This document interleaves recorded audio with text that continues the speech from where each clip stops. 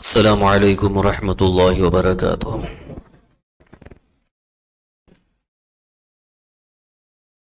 الحمد للہ رب العالمین والصلاة والسلام علی سید الانبیاء والمرسلین وعلی آلہ واصحابہ الطیبین الطاہرین، اما بعد فاعوذ باللہ من الشیطان الرجیم، بسم اللہ الرحمن الرحیم۔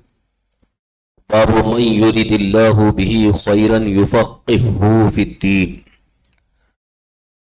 حدثنا سعيد بن عفير قال حدثنا ابن وهب عن يونس عن ابن شهاب قال حميد بن عبد الرحمن سمعت معاوية خطيبا يقول سمعت النبي صلى الله عليه وسلم يقول من يرد الله به خيرا يفقهه في الدين وَإِنَّمَا أَنَا قَاسِبٌ وَاللَّهُ يُعْطِي وَلَن تَزَالَ هَذِهِ الْأُمَّةُ قَائِمَةً عَلَى أَمْرِ اللَّهِ لَا يَضُرُّهُم مَّنْ خَالَفَهُمْ حَتَّى يَأْتِيَ أَمْرُ اللَّهِ صدق رسولنا صلی اللہ تعالی علیہ وسلم۔ محترم حضرات، قابل احترام بزرگوں، دوستوں، عزیز ساتھیوں،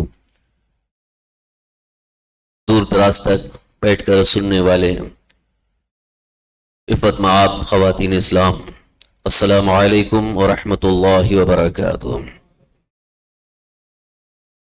حصول برکت کے لیے آئیے ہم اور آپ مل کر بڑے ہی ادب احترام اور خلوص و محبت کے ساتھ آقا نامدار، مدینے کے تاجدار، ہم غریبوں کے غم گسار، شفیع روز و شمار، سید ابرار و اخیار، ارواحنا فداہ جناب محمد الرسول اللہ صلی اللہ تعالی علیہ وآلہ وسلم کی بارگاہ بے کسبنا میں جھوم جھوم کر درود و سلام کا نذرانہ پیش کرنے پڑے۔ اللہم صلی وسلم علی سیدنا و مولانا محمد القلوب و دوائها و عافیت الابدان و شفائها و نور الابصار و ضیائها و علی آلہ و صحبہ وسلم تسلیما دائما ابدا۔ صحیح بخاری شریف کتاب العلم کا یہ باب نمبر 13، باب کا عنوان ہے، باب کا موضوع ہے من یرد اللہ بہ خیرا یفقہہ فی الدین۔ اللہ تعالیٰ جس کے ساتھ خیر کا ارادہ فرماتا ہے اسے دین کا فقیہ عالم بنا دیتا ہے۔ حضرت امام بخاری رحمۃ اللہ علیہ نے ابھی یہاں پر جو باب کا عنوان مقرر فرمایا، اسی سے یہ بات ظاہر ہو رہی ہے کہ اللہ تعالیٰ کے نزدیک جو علم رکھنے والے ہیں ان کا مقام و مرتبہ بہت اہم ہے۔ حدیث پاک بھی جو اس عنوان کے تحت آ رہی ہے اس میں 3 باتیں بڑی اہم ہیں، بڑی خاص ہیں۔ میں یہ سمجھتا ہوں کہ شاید اس سے پہلے آپ کو ان باتوں کا علم نہ رہا ہو یا کبھی سننے کا موقع شاید میسر نہ آیا ہو۔ یوں تو کتابوں میں تو سب لکھا ہوا ہے، کتابوں میں سب درج ہے، لیکن سب کے پاس اتنا وقت نہیں ہے کہ کتابوں کا مطالعہ کر سکیں۔ تو آج صحیح بخاری شریف کی وہ حدیث پاک میں آپ کے سامنے پیش کرنے جا رہا ہوں جس کا تعلق ہمارے دین کے بڑے اہم شعبے سے ہے، یعنی دین کا ایک بڑا ہی اہم شعبہ ہے علم اور اشاعت علم۔ حضرت امام بخاری رحمۃ اللہ علیہ روایت بیان کرتے ہیں، حدثنا سعید بن عفیر، ہم سے حدیث بیان کی سعید بن عفیر نے، انہوں نے فرمایا ہم سے حدیث بیان کی ابن وہب نے، وہ یونس سے، وہ حضرت محمد ابن شہاب زہری سے، انہوں نے فرمایا کہ حمید بن عبد الرحمن نے فرمایا، انہوں نے کہا میں نے سنا حضرت معاویہ رضی اللہ عنہ کو خطبہ دیتے ہوئے وہ کہتے ہیں کہ میں نے حضور نبی کریم صلی اللہ تعالی علیہ وآلہ وسلم کو یہ فرماتے ہوئے سنا، من یرد اللہ بہ خیرا یفقہہ فی الدین، جس شخص کے ساتھ اللہ رب العزت خیر کا ارادہ فرماتا ہے اسے دین میں فقہ یعنی دین کی خاص سمجھ عطا فرماتا ہے۔ وَلَن تَزَالَ هَذِهِ الْأُمَّةُ قَائِمَةً عَلَى أَمْرِ اللَّهِ، اور یہ امت ہمیشہ اللہ تعالیٰ کے دین پر قائم رہے گی. لا یضرہم من خالفہم، اور کسی کی مخالفت سے اس کو ضرر اور نقصان نہیں پہنچے گا. حتی یأتی امر اللہ، یہاں تک کہ اللہ کا حکم آ جائے، یعنی قیامت آ جائے. رسول کونین صلی اللہ تعالی علیہ وسلم نے ایک بڑی عظیم خوشخبری دی ہے، اور امت مسلمہ کو ایک خاص پیغام بھی عطا فرمایا. خوشخبری یہ ہے کہ امت کے یعنی امت مصطفیٰ کے چند حضرات وہ ہمیشہ حق پر قائم رہیں گے. اگر پوری امت میں اختلاف، انتشار، فتنہ و فساد بھی اگر برپا کر دیا گیا جیسا کہ آج چل رہا ہے، تو اختلاف ہوتا رہے گا، فتنے فسادات برپا ہوں گے، لیکن امت کا ایک حصہ وہ حق پر ہمیشہ قائم رہے گا. کیونکہ حضور نے اس کی بشارت دی ہے، خوشخبری دی ہے، لن تزال هذه الامہ، یہ امت ہمیشہ قائم رہے گی علی امر اللہ، اللہ کے حکم پر، یعنی اللہ کے دین پر قائم رہے گی. لا یضرہم من خالفہم، یعنی جو یہ اللہ کے نیک بندے جو دین پر قائم رہیں گے، دین پر عمل کرتے رہیں گے، ان کی مخالفت کوئی بھی کرے لیکن ان کو نقصان نہیں پہنچے گا. نقصان یعنی آخرت کا نقصان نہیں ہوگا، وقتی طور پر ہو سکتا ہو دنیا میں ان کو وہ پریشان کریں گے، مشکلات میں ان کو ڈالنے کی کوشش کریں گے، لیکن اللہ تعالیٰ ان کا حامی و ناصر اور مددگار ہے، اور ان کو کوئی نقصان نہیں پہنچے گا. اس حدیث پاک میں آج چونکہ میں نے 3 باتیں کہا تھا، 2 باتیں جو ابھی میں پیش کرنے جا رہا ہوں. پہلی بات تو یہ ہے کہ حضور اکرم صلی اللہ تعالی وسلم نے یہ ارشاد فرمایا، اللہ جس کے ساتھ خیر کا ارادہ فرمائے.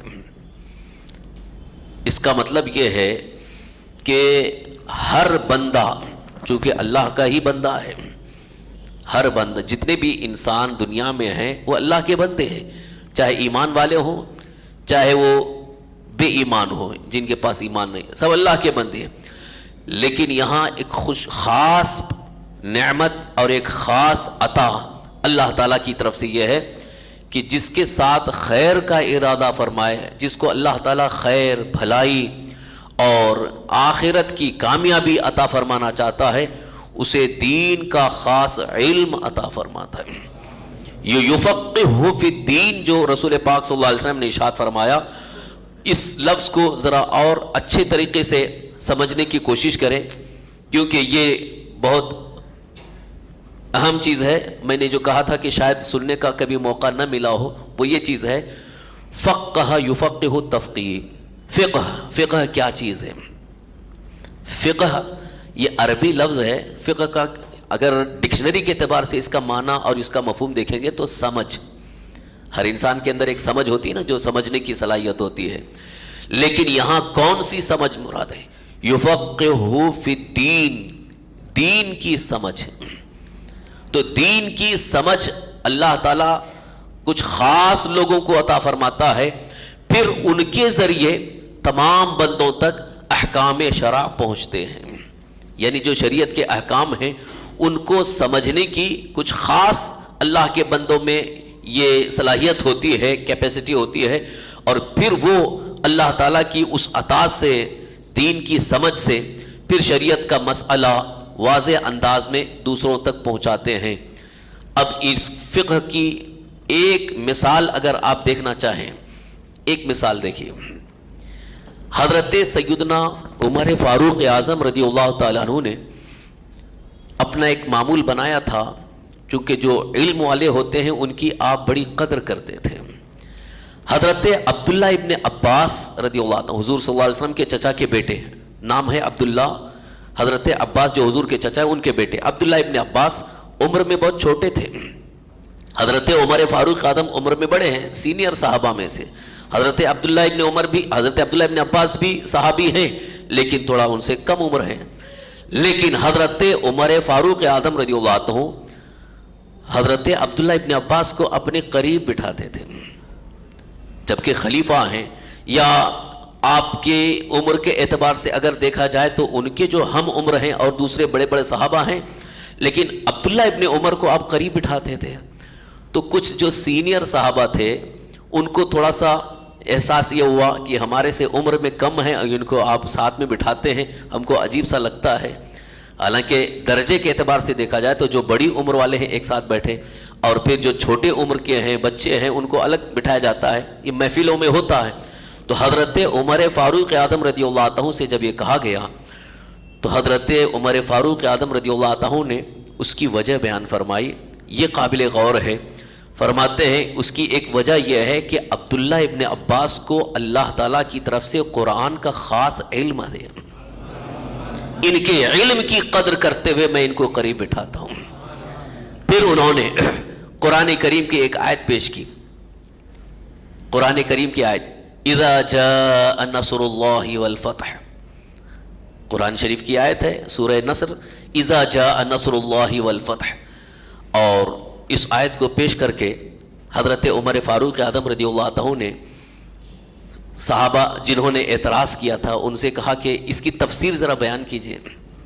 تو وہ جو صحابہ تھے وہ خاموش ہو گئے. انہوں نے خالی ترجمہ بیان کیا، تفسیر نہیں بیان کی، اس سے مراد کیا ہے.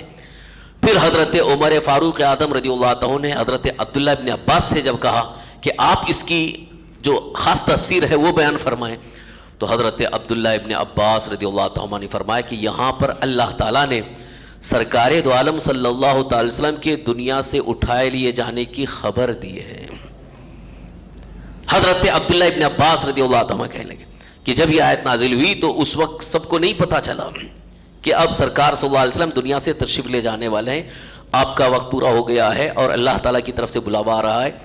حضور صلی اللہ تعالی وسلم نے ایک موقع پر اس آیت کے نازل ہونے کے بعد صحابہ کرام کے سامنے ایک مرتبہ یہ ذکر فرمایا کہ اللہ تعالیٰ نے ایک بندے کو اختیار دیا ہے، آپشن دیا ہے، یا تو دنیا کو اختیار کر لے یا تو آخرت کو اختیار کر لے. اس بندے نے آخرت کو اختیار کر لیا ہے، دنیا کو نہیں. جب حضور نے فرمایا تو صحابہ کرام خاموش ہو گئے. وہ سوچنے لگے کہ شاید ہو سکتا ہو کسی بندے کے بارے میں کہہ رہے. اس وقت صرف حضرت ابو بکر صدیق رضی اللہ عنہ سمجھ گئے، ان کے آنکھوں میں آنسو جاری ہو گئے. اللہ اکبر. اب تو حضور صلی اللہ علیہ وسلم سے جدائیگی ہونے والی ہے کہ حضور خود بتا رہے ہیں کہ اللہ نے ایک بندے کو اختیار دیا، یعنی خود اپنے بارے میں بتا رہے تھے کہ اللہ نے مجھے اختیار دیا کہ آپ یا تو دنیا اختیار کر لو یا تو آخرت. تو میں نے دنیا کو چھوڑ دیا، آخرت کو اختیار کر لیا ہے. تو حضور صلی اللہ علیہ وسلم اپنے جانے کی خبر دے رہے تھے. تو حضرت عبداللہ ابن عباس رضی اللہ عنہ نے جب اس آیت کی تفسیر کی روشنی میں جب یہ چیز بتائی تب صحابہ کرام کے کان کھڑے ہوئے. حضرت عمر فاروق اعظم رضی اللہ عنہ نے فرمایا کہ یہی وجہ ہے کہ میں ان کو قریب بٹھاتا ہوں. اب یہاں پر اب جو چیز میں عرض کرنے جا رہا ہوں، حضرت عبداللہ ابن عباس رضی اللہ عنہ کو یہ سمجھ کہاں سے آئی؟ قرآن میں اس کی وضاحت تفسیر نہیں ہے.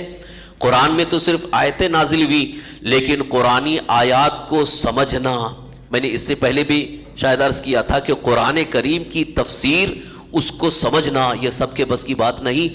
اللہ تعالیٰ جسے خاص سمجھ عطا فرماتا وہی سمجھ سکتے ہیں. اس سے پہلے میں نے ایک مثال دی تھی کہ جب سحری کے وقت کے اختتام کے متعلق جب قرآن کی آیت نازل ہوئی حتی یتبین لکم الخیط الابیض من الخیط الاسود، سفید دھاگے کالے دھاگے سے سفید دھاگا ظاہر ہو جائے، تو صحابہ بھی نہیں سمجھ پائے تھے. پھر حضور صلی اللہ علیہ وسلم کے پاس یہ حضور کے سامنے یہ بات آئی تو حضور نے فرمایا وہاں کالے دھاگے سے مراد رات کی سیاہی ہے اور سفید دھاگے سے مراد صبح کی سفیدی ہے. تو قرآن کی آیت کو سمجھنا، قرآن کے علوم کو حاصل کرنا یہ سب کے بس کی بات نہیں. اللہ تبارک تعالیٰ جنہیں خاص علم عطا فرماتا ہے، جن کو قرآن پاک میں اللہ نے یوں ارشاد فرمایا والراسخون فی العلم، جو علم میں پختہ ہیں وہ علم رکھتے ہیں. تو اسی جو قرآن کا اور حدیث پاک کا جو خاص علم ہے، سمجھ ہے، اسی کو فقہ کہا گیا ہے. فقہ کہا گیا ہے. اب ایک بہت اہم بات عرض کرنے جا رہا ہوں، اس کو ہمیشہ کے لیے اپنے ذہن میں آپ محفوظ کر لیں، اور سارے فتنوں کا ایک بہت بڑا جواب ہے. جو آج بہت سارے فتنے اٹھائے جا رہے ہیں ان کا ایک بہت بڑا جواب ہے حدیث پاک. حدیث پاک ابھی آپ سن رہے ہیں، جیسے ابھی میں نے حدیث پڑھی، ایسی لاکھوں حدیثیں ہیں، بخاری شریف میں ہے، مسلم شریف میں ہے، ترمذی شریف میں ہے، حدیث کی بہت کتابیں ہیں، 6 تو بڑی مشہور ہیں، صحیح بخاری شریف، صحیح مسلم شریف، ترمذی، ابن ماجہ، نسائی، ابو داؤد کی جو 6 مشہور حدیث کی کتابیں ہیں ان میں بھی ہزاروں حدیثیں ہیں، اور ان کے علاوہ بہت ساری حدیث کی کتابیں ہیں، معتمد کتابیں ہیں، تو لاکھوں حدیثیں موجود ہیں۔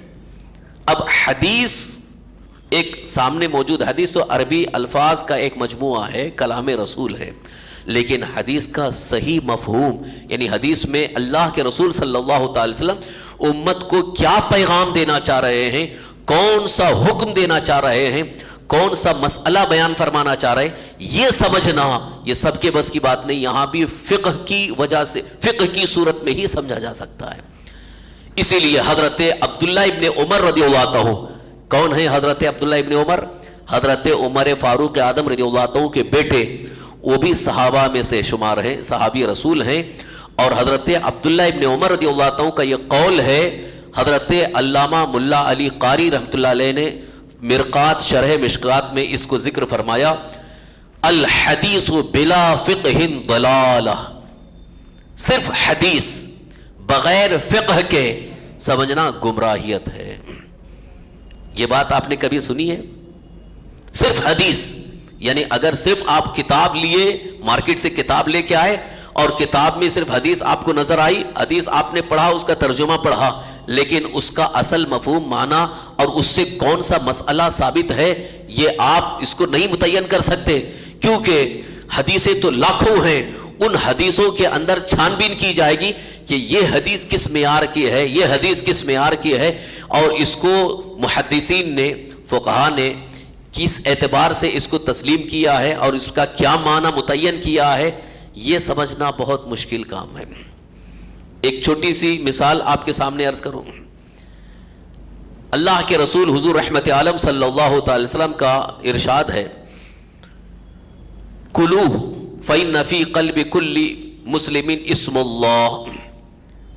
مسئلہ یہ آیا کہ آپ کے سامنے ایک مسئلہ یہ آیا کہ کسی نے مرغی ذبح کی، بسم اللہ اللہ اکبر نہیں پڑھا، بسم اللہ اللہ اکبر نہیں پڑھا، ذبح کر دیا، تو رسول پاک صلی اللہ علیہ وسلم کے سامنے یہ مسئلہ آیا کہ حضور ایسا ہوا، بسم اللہ اللہ اکبر نہیں پڑھا، ذبح کر دیا، کیا حکم ہے؟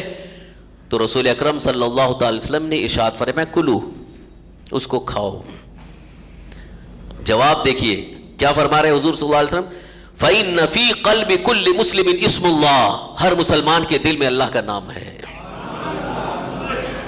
جواب کتنا پیارا ہے، لیکن اب آپ کے کان کھڑے ہو جائیں گے کہ ادھر حضور صلی اللہ علیہ وسلم نے کھانے کا حکم دے دیا کہ اگر بسم اللہ اللہ اکبر نہیں بھی پڑھا ہے تو کھا لو، اس لیے کہ مسلمان نے ذبح کیا ہے، اس کے دل میں تو تھا اللہ کا نام، بھول گیا ہے۔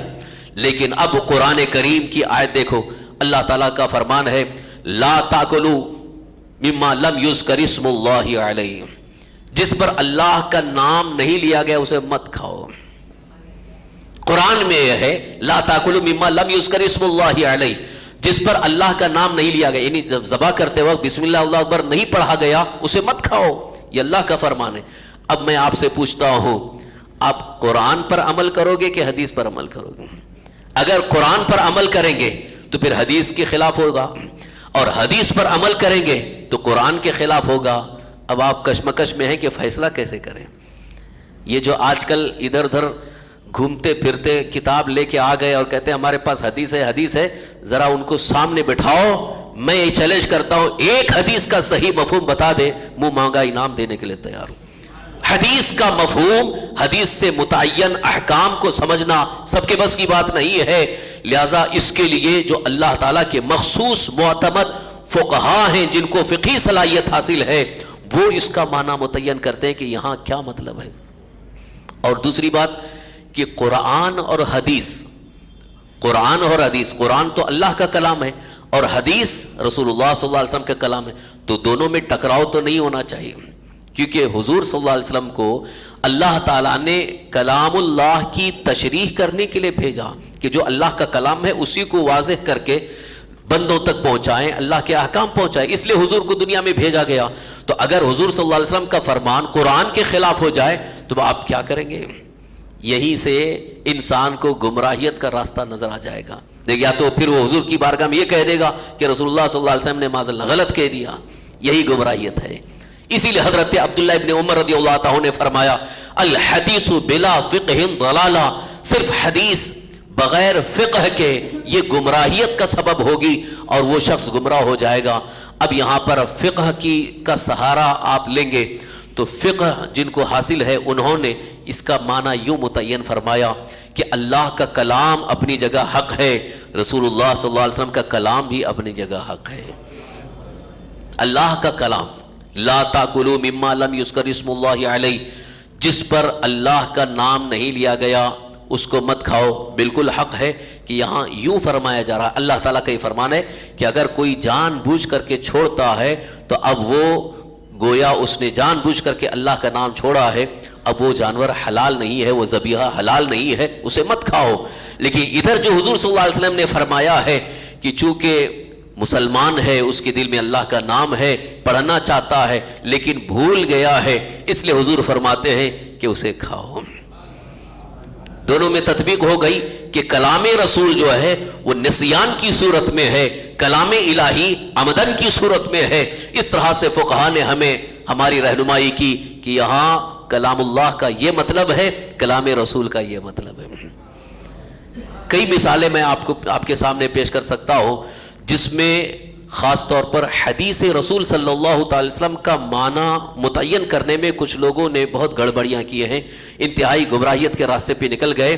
اگر وقت ہوتا تو میں وہ ساری مثالیں دیتا، لیکن آج ایک مثال ضرور دینا چاہتا ہوں. میں زیادہ وقت نہیں لگوں گا، بہت اختصار کی صورت میں ایک مثال، تاکہ آپ کو معلوم ہو جائے کہ جن کو ہم بد مذہب کہتے ہیں، گمراہ فرقہ کہتے ہیں، کافر و مرتد کہتے ہیں، جو اہل سنت و جماعت کے علاوہ خلاف جنہوں نے اپنے عقائد اور اپنے نظریات کو اکٹھا کیا ہے، انہوں نے حدیث پاک میں بہت ساری گڑبڑیاں کی ہیں، یہاں تک کہ قرآنی آیات کے ترجمے اور اس کی تفسیر میں بھی گڑبڑیاں کی. اس کی نشاندہی ضروری ہے تاکہ آپ کو اس کا علم رہے کہ کہاں غلط ہو رہا ہے، اس غلط کو سمجھیں اور غلط سے باز آئیں. دیکھیے ایک حدیث پاک ہے، اسی صحیح بخاری شریف کی حدیث ہے. اللہ کے حبیب حضور رحمت عالم صلی اللہ تعالی وسلم ارشاد فرماتے ہیں لا تشد الرحال الا الى ثلاثه مساجد المسجد الحرام والمسجد الاقصى ومسجدی ھذا او کما قال رسول اللہ صلی اللہ علیہ وسلم. حضور صلی اللہ علیہ وسلم فرماتے ہیں لا تشد الرحال، سفر نہ کیا جائے، سفر نہ کیا جائے الا الى ثلاثه مساجد، مگر صرف 3 مسجدوں کا، 3 مسجدوں کے لیے سفر کیا جائے. المسجد الحرام، مسجد حرام جو مکہ شریف میں خانہ کعبہ کے ارد گرد ہے، یہ مسجد حرام. مسجد اقصی جو بیت المقدس کہلاتی ہے، اور مسجدی ھذا حضور صلی اللہ علیہ وسلم کی مسجد یعنی مسجد نبوی. تو اس حدیث میں رسول پاک صلی اللہ تعالی وسلم کے فرمان کا اگر ظاہری حدیث کا مفہوم دیکھا جائے تو ظاہری مفہوم یعنی صرف الفاظ کو سامنے رکھ کر کے آپ اگر سمجھنا چاہیں تو یہ نظر آ رہا ہے کہ رسول اللہ صلی اللہ علیہ وسلم نے ارشاد فرمایا صرف 3 مسجدوں کے لیے سفر کرنا جائز ہے، اس کے علاوہ کہیں بھی سفر کرنا جائز نہیں ہے. یہی حدیث لے کر کے کچھ جو دیوبندی وہابی مکتب فکر سے تعلق رکھنے والے، خاص طور پر غیر مقلدین جو نام نہاد اہل حدیث کہلاتے ہیں، انہوں نے یہاں تک کہنا شروع کیا. اس حدیث کی روشنی میں یہ ثابت ہوا کہ اب کہیں بھی عرس کے لیے جو سفر کرتے ہیں، کوئی بغداد شریف جا رہا ہے، کوئی اجمیر شریف جا رہا ہے، کوئی مدینہ شریف جا رہا ہے، یہ زیارت کے لیے سفر کرنا حرام ہے. معاذ اللہ رب العالمین. اب سیدھا سادہ مسلمان تو بہک جائے گا، اب وہ یہ سوچنے لگا کہ کیوں حرام ہے بھائی. اب وہ دکھاتے دیکھو حدیث میں ہے، دیکھو حدیث میں ہے. اب حدیث کی بات آ گئی تو آپ بھی آپ کے کان کھڑے ہو جائیں گے، ارے حدیث ہے، اللہ کے رسول کا فرمان ہے، لہٰذا وہ تو اس کا تو انکار نہیں کر سکتے، فوراً کہیں گے ہاں یار یہ حرام ہے. مگر آپ کو کس طریقے سے دھوکہ دیا جا رہا ہے اس کا آپ کو احساس نہیں ہے. یہ فقہ کی روشنی میں یہ سمجھا جائے گا کہ یہاں پر رسول پاک صلی اللہ علیہ وسلم نے کیا فرمایا ہے کہ سفر کرنے کو حرام نہیں فرمایا ہے، بلکہ حضور اکرم صلی اللہ تعالی وسلم کا فرمان یہاں پر اس اعتبار سے ہے کہ اگر زیادہ ثواب حاصل کرنے کی نیت سے کوئی سفر کرنا چاہے تو پوری دنیا میں وہ 3 مسجدیں، یہ مفہوم حدیث کا ہے، اور میں اپنی طرف سے نہیں کہہ رہا ہوں، شاید ہو سکتا ہو آپ لوگوں کے کہ میں اپنی حدیث کے جو ایکسپرٹ ہیں، جو ماہرین ہیں، محدثین اور فقہ کی جنہیں اللہ تعالیٰ نے صلاحیت عطا فرمائی، وہ فرماتے ہیں کہ اس حدیث کا مفہوم اور معنی، اس کا مطلب یہ ہے کہ رسول اکرم صلی اللہ تعالی وسلم یوں ارشاد فرما رہے، اگر زیادہ ثواب حاصل کرنے کی نیت سے آپ کو سفر کرنا ہے، جیسے اگر آپ کے دل میں یہ خیال آیا کہ میں دلی جا کر کے نماز پڑھوں گا وہ مجھے زیادہ ثواب ملے گا، تو وہاں زیادہ ثواب نہیں ملے گا، جتنا آپ کو یہاں ثواب مل رہا ہے اتنا وہاں بھی ملے گا، تو پھر سفر کرنے کا مطلب کیا ہے؟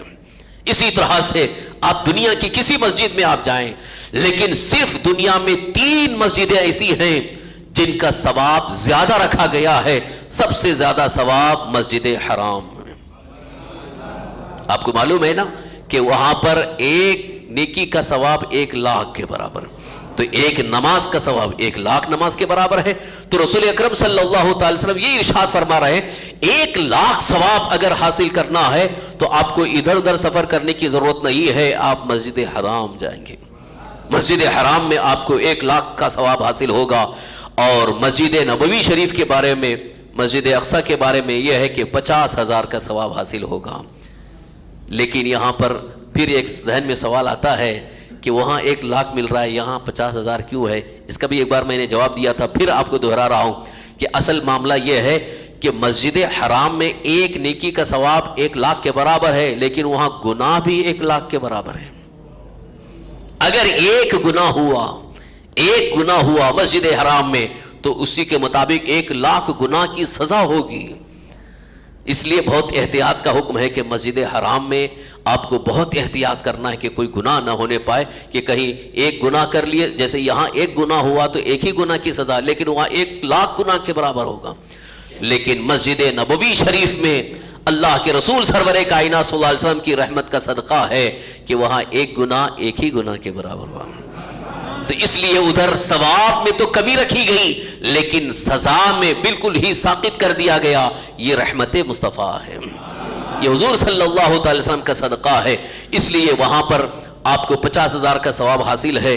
بہرحال حدیث پاک کا مفہوم یہ ہے کہ رسول کونین صلی اللہ تعالی وسلم یہ ارشاد فرما رہے لا تشد الرحال الا الى ثلاثه مساجد، یعنی کجاوا نہ کسا جائے، سفر نہ کیا جائے مگر 3 مسجدیں۔ ثواب زیادہ پانے کی نیت سے سفر کرنا ہے تو یہی 3 مسجدیں، اس کے علاوہ پوری دنیا میں کسی بھی مسجد میں آپ نماز پڑھیں گے تو اتنا ہی ثواب برابر ہے۔ دیکھیے اب کتنا بدل دیا گیا مفہوم۔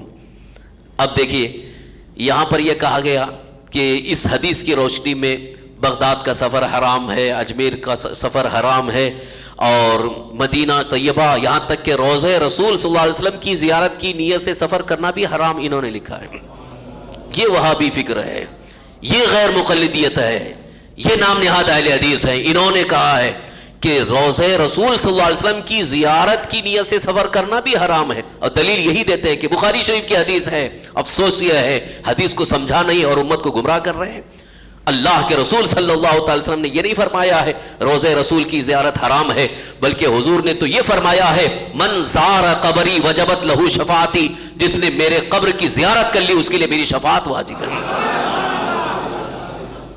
جس نے میرے روضے کی زیارت کر لی اس کے لیے میری شفاعت واجب ہے۔ اب آپ بتائیے سفر کرنا حرام ہوتا تو شفاعت کیسے ہے؟ روضہ رسول کی نیت سے سفر کرنا حرام ہوتا تو پھر شفاعت کہاں سے ہوتی؟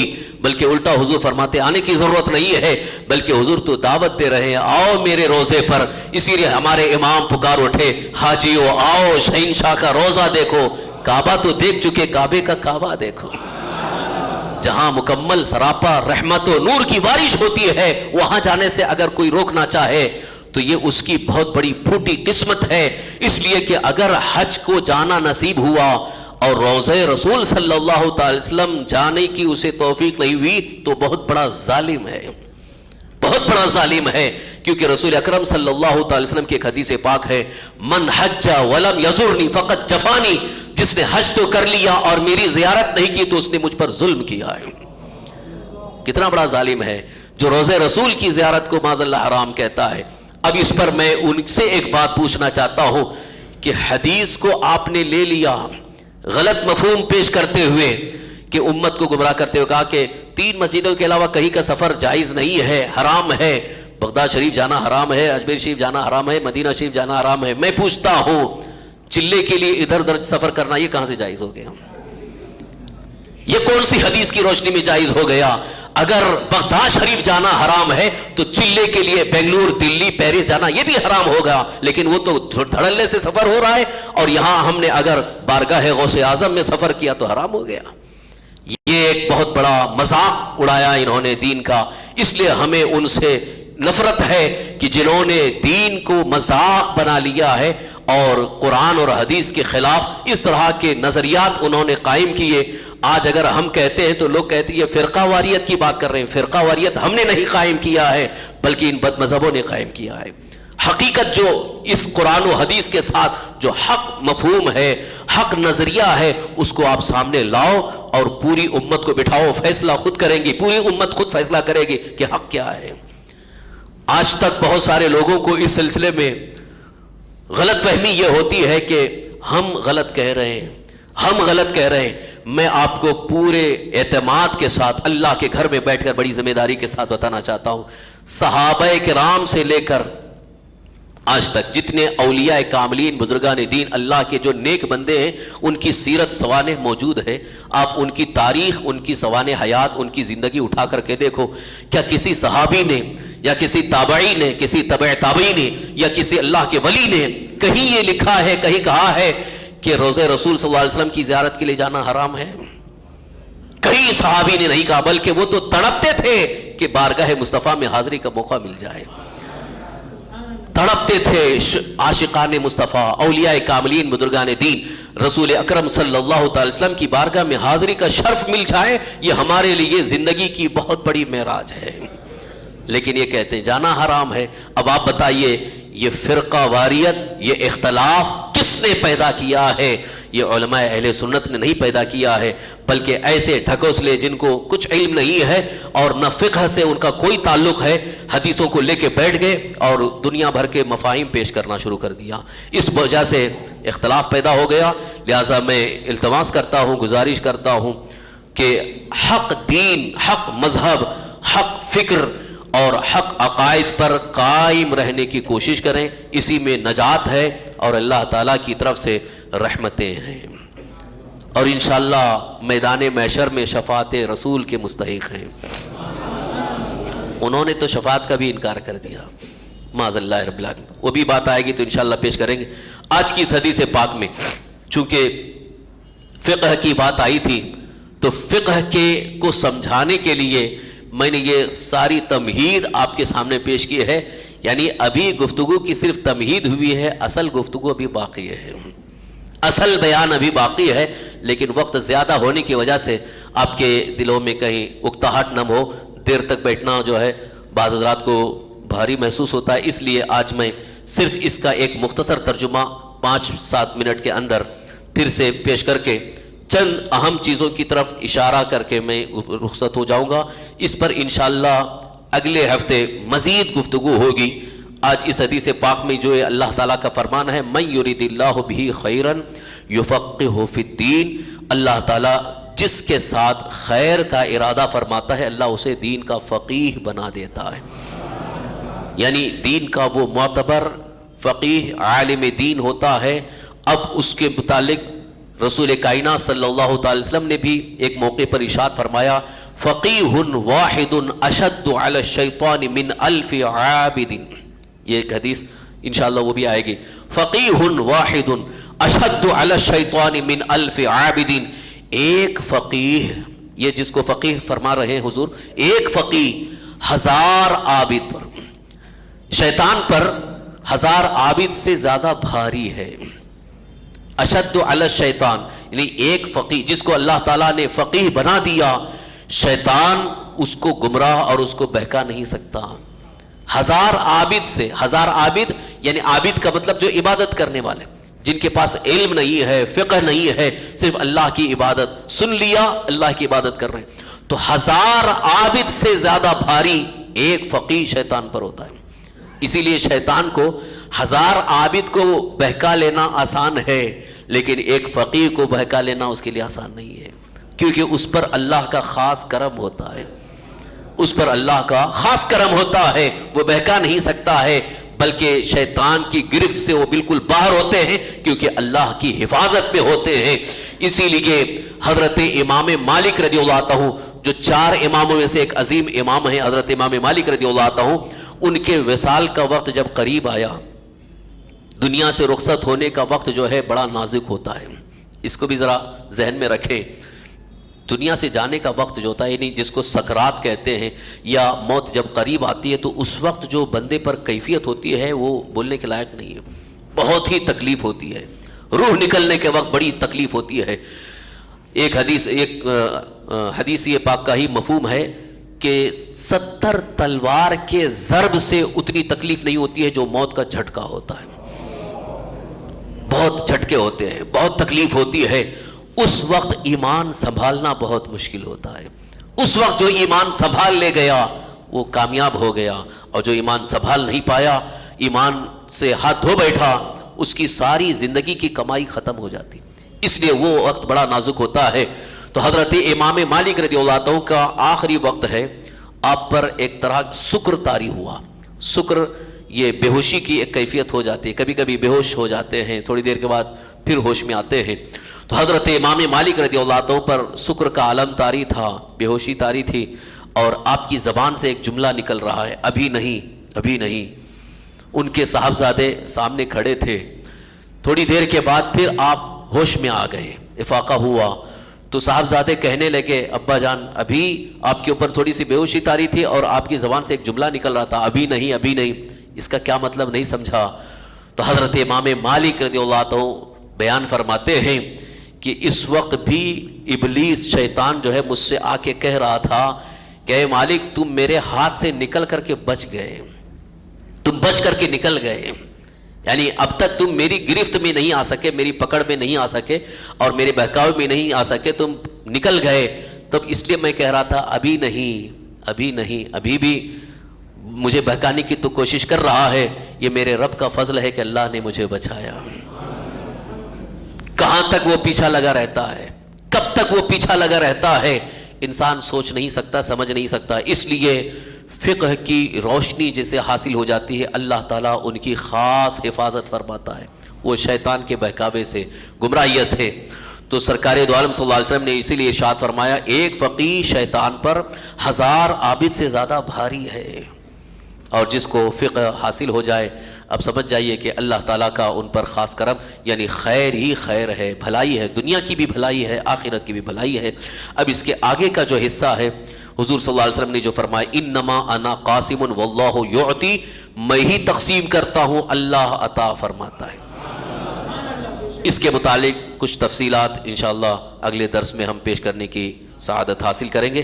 اللہ تعالیٰ کی بارگاہ میں دعا ہے، مولا تبارک تعالیٰ ہم سب کو فرمان رسول صلی اللہ تعالی وسلم کی برکتیں عطا فرمائے۔